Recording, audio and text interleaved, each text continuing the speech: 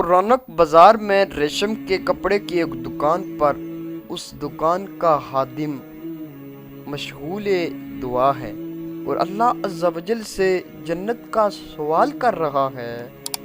یہ سوچ کر مالک کی دکان پر رکت طاری ہو گئی، آنکھوں سے آنسو جاری ہو گئے، حتیٰ کہ کن پٹیاں اور کندھے کانپنے لگے۔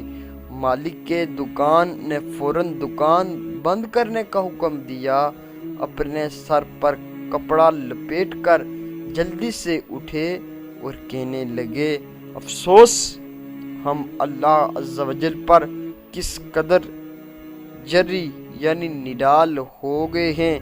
ہم میں سے ایک شخص صرف اپنے دل کی مرضی سے اللہ عز و جل سے جنت مانگتا ہے، یہ تو بہت ہمت بھرا سوال ہے۔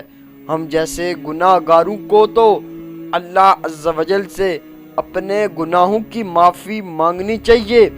یہ مالک کے دکان بہت زیادہ خوف خدا کے حامل تھے۔ رات جب نماز کے لیے کھڑے ہوتے تو ان کی آنکھوں سے اس قدر اشکوں کی برسات ہوتی کہ چٹائی پر آنسو گرنے کی ٹپ ٹپ صاف سنائی دیتی، اور اتنا روتے کہ پڑوسیوں کو رحم آنے لگتا۔ پیارے اسلامی بھائیو، آپ جانتے ہیں کہ یہ کون تھے؟